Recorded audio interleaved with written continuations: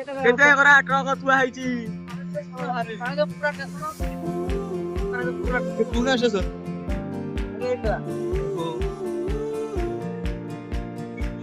line by line ଥୁଆ ହେଇଛି Indian ହେଲେ ହିନ୍ଦୁସ୍ତାନ ପେଟ୍ରୋଲ ଏଉଠୁ ସବୁ ଜିଲ୍ଲାକୁ ସପ୍ଲାଇ ହଉଛି ପାରାଦୀପ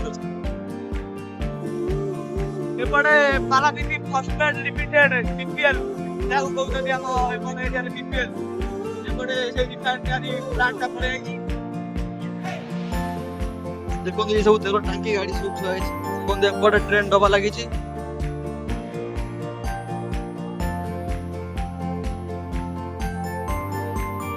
इंडियन ऑयल गेट है